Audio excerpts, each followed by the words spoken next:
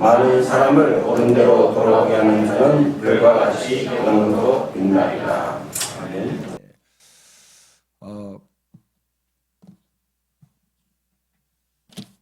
사사기 말씀을 생각하면서 오늘 또 3040 세대가 또 하나님께 그동안 준비했던 예배를 디자인하고 함께 드립니다.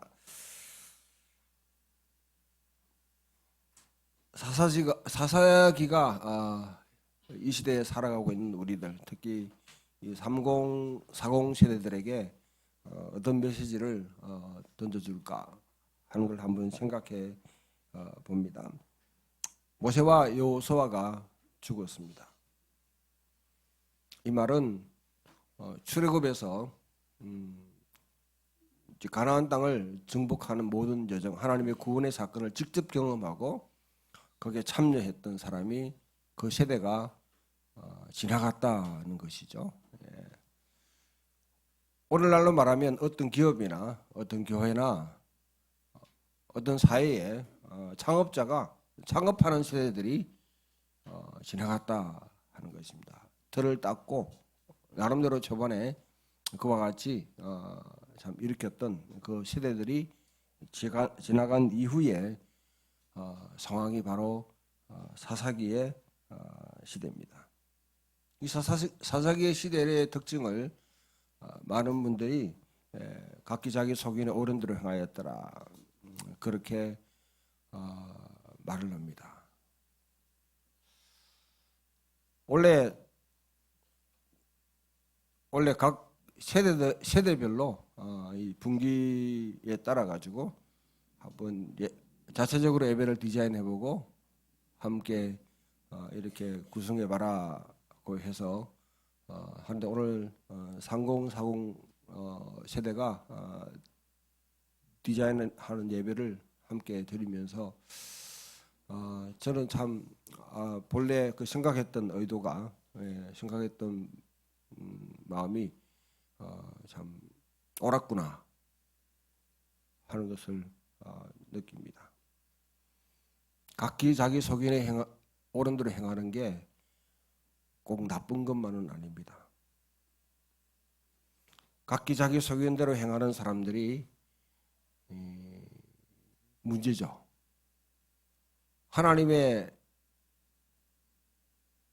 율법에 뿌리를 내리고 그 속에 성령님이 역사하시고 이 땅에 치열하게 하나님 나라를 이루고자 하는 그 열정, 그 실험하는 부분이 있다 그러면 그는 어떻게 그 의견이 표현되든지 얼마든지 그는 가능한 것이고 정당한 것이고 아름다운 것입니다. 근데 각기 자기 소견에 행하는 그 문제에 있어 가지고 하나님 말씀도 없고 그 속에 성령님도 안 계시고 하나님 나라를 이루고자 하는 열망도 없다고 그러면 그런 방향 설정이 안 돼 있다고 그러면 각기 자기 속견에 옳은 대로 행하는 것은 상당히 문제가 되겠죠. 사사기 시대에 사실은 아름다운 세대입니다. 누구한테 지배를 받지 않는 세대예요. 누구의 통치하며 누구의 지배를 받지 않는다는 구속되지 않고요. 자기의 삶으로 거둔 것을 열심히 일해서 거둔 것을 특정한 지배자한테 갖다 바치지 않아도 되는 그런 세대입니다. 여러분들 열심히 일해서 세금 내는 것 멋지죠? 아주 기쁨으로 드리죠? 때로는 살점을 떼내듯이 꼭 이걸 내야 되나 말아야 되나 고민하면서 냅니다. 사사기 시대는 그런 게 없었어요. 정직히 하나님 앞에서만 자기 소득의 11조를 레위인들한테 드리고 그 레위인들은 그것을 가지고 나라를 자기 마을을 자기 동네를 또는 가는 지역을 자기 지파를 이렇게 도우면서 일을 하고요. 공무원처럼. 그 다음에 그 중에 레위인들은 또 레위인들의 11을 제사장한테 드려서 제사장이 또 생계를 꾸려갈 수 있도록 그렇게 하는 세대였습니다. 이 시대가 지나가게 되면 결국 왕을 달라고 해요. 왕을 달라는 것은 안정을 요구하는 거죠. 외침으로부터 보호를 받는 것이죠. 위기를 극복하기 위해서 필요하다는 것이죠. 거기에 대한 대가를 지불해야 됩니다. 세금을 내야 돼요. 11조 외에 세금을 또 내야 됩니다. 하나님은 그것을 우려하십니다.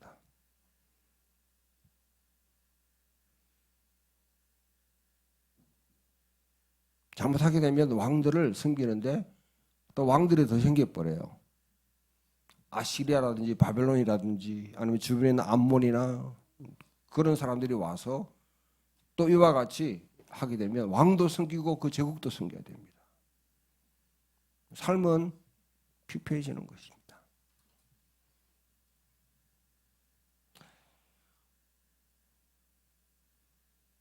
그런데 하나님 사사기의 전체를 보게 되면 여러분들이 네 가지 패턴이 나오게 됩니다. 맨 처음에 오늘 본문에도 나와 있습니다.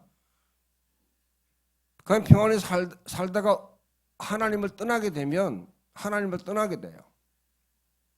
옆에 보면서 바알을 섬기는 사람이나 아스라도 섬기는 다른 우상을 섬기는 사람들이 잘 살고 안전하고 그러니까 1+1 신앙을 가지는 거.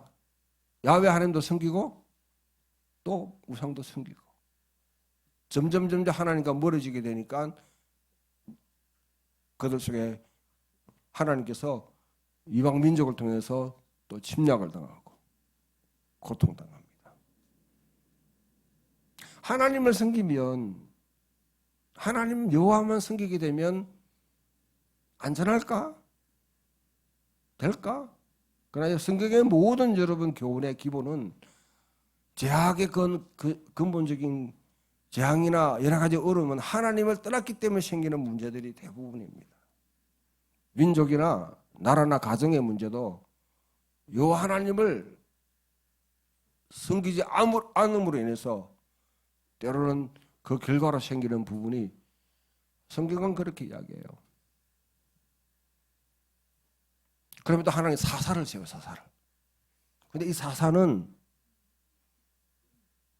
사사는 이스라엘 전체를 다스리는 사람 아닙니다. 한 집하나 한 마을이나 그 세대 가운데 불뚝 일러가지고 어떤 사람은 길게 40년, 어떤 사람은 13년, 어떤 사람은 8년, 7년 그래 통치하다가 사사는 그 일이 끝나면 그냥 사라지는 거예요. 사사 가운데 대를 이어가지고 사사가 되었다는 기록이 여기 없습니다. 한국교회의 비극이 지난주에 더 이상 저는 사망했다, 사망 선고를 받았다 생각합니다. 돈이 지배하는 교회, 돈이 지배하는 기독교, 말을 숭배하는 기독교라는 것을 그대로 과시했습니다. 통합적 교단이 명성교회 세습을 공식적으로 추인해 준 거죠. 저는 합동측 목사로도 그렇게 말하기 부끄러워요. 사실 합동측은요, 사랑의 교회가 그와 같은 일을 벌이는데도 아무도 저항하지 않아요. 오히려 저는 통합측이 훨씬 더 건강하다고 생각합니다. 그래도 끝까지 세습을 반대하면서 물고 늘어지니까 합동측은요, 부지기한 그런 일이 있어도 아무도 이의를 제기하지 않아요. 어제 100만 내 150만이 모인 여러분 서초동 그 앞에 사랑의 교회가 서 있었습니다. 바벨탑과 같이 서 있는 교회. 화장실 문 다 걸어버렸어요.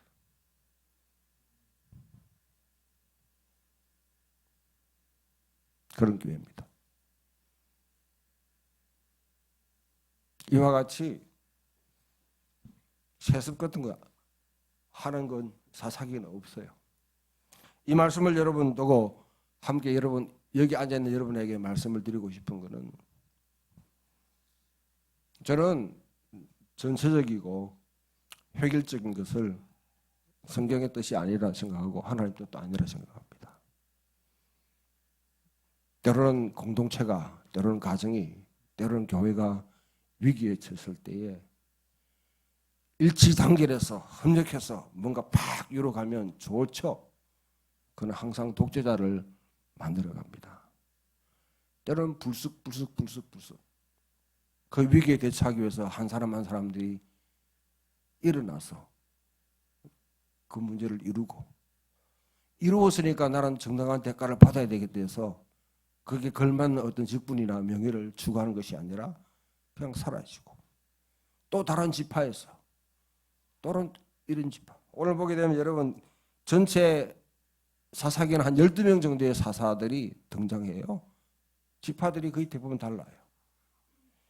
운니엘 유다 지파, 에훗 베냐민 지파, 삼갈 납달리 지파, 드보라 에브라임 지파, 기드온 므낫세 지파, 아비멜렉 둘라 이사갈 지파, 야일 길라앗 지파, 입다 므낫세 지파, 입산 유다 지파, 엘론 스불론 지파, 옜돈 에브라임 지파, 삼손 단 지파.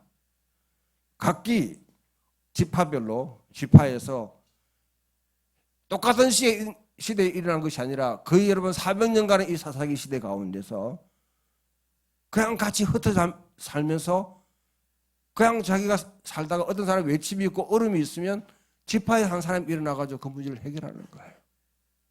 때로는 한 지파의 문제인지 아니면 전체의 문제인지도 헷갈릴 정도로. 그리고 그들은 다시 역사로 사라집니다.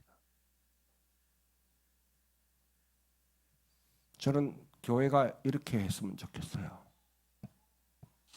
하나의 일괄적이고 통제적인 전체적인 그런 구조 속에 일괄적으로 뭐 결정돼서 먼저 문제를 회의해가지고 결정하고 이렇게 따르고 안 따르면 나쁜 놈이고 따르면 잘하는 놈이고 그렇게 하는 세대가 아닌데, 문제를 지각하고 이 문제는 해결했던 사람들이 청년 세대에서 어린아이 세대에서 장년 세대에서 노년 세대에서 각기 일어나서 그 문제를 자발적으로 해결하고,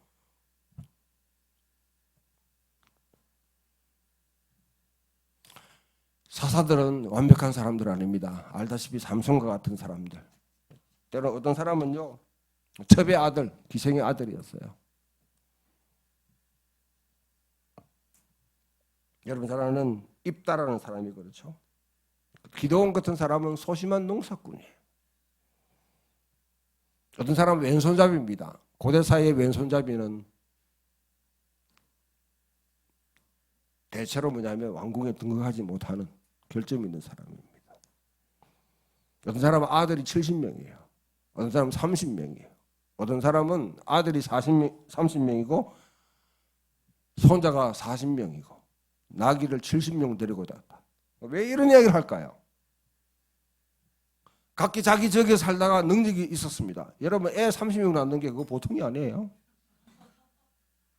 그거 어떻게 먹이 살립니까? 그만큼 능력이 있다는 말이죠. 고대사회에. 아내가 1명인지 2명인지 10명인지 모르겠지만 그만큼 여러분 농사해가지고 크게 부됐죠. 됐으면 그냥 나는 내 자식, 내 식구 키우고 뭐냐면 그냥 내 혼자 살려 한다고 자기 집단, 자기 가족이 기준 사는 것도 아니에요. 나는 이만큼 능력이 있으니까 전 세계를 지배해야 되겠다. 나라를 지배해야 되겠다. 대통령 출마한 것도 아닙니다.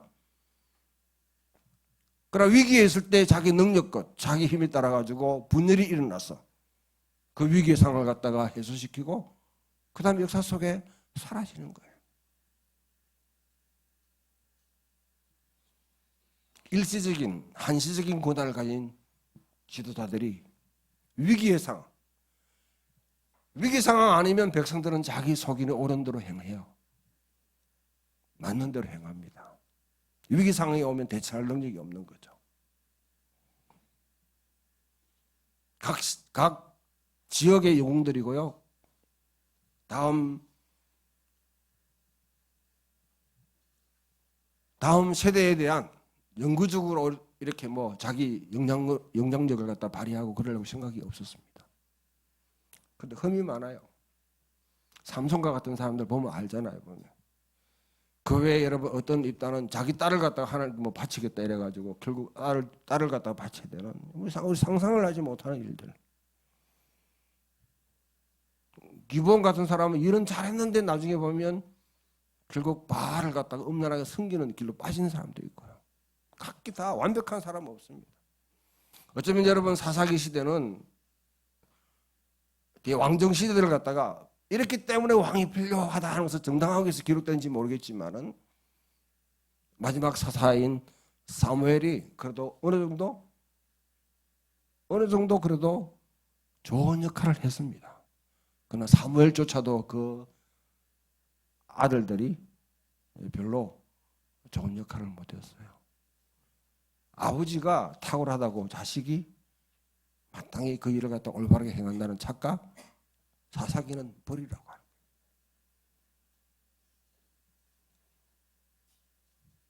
저는 품격 있는 교회뿐 아니라 여러분들이 이 땅을 살아가면서 여러분 살고 있는 삶의 현장에 각기 같은 다 직업도 다르고 사는 것도 다 달라요. 여러분 삶의 현장에서 하나님 나라를 이루어 가실 때에 이와 같이 사사와 같은 사람이 되었으면 좋겠다. 사사와 같은 사람이 되었으면 좋겠다.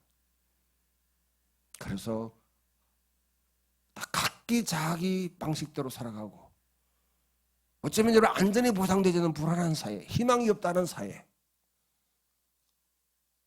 뭔가 미래가 없는 이 세대 가운데, 질서가 없는 세대 가운데 내가 자리를 잡고 일어서서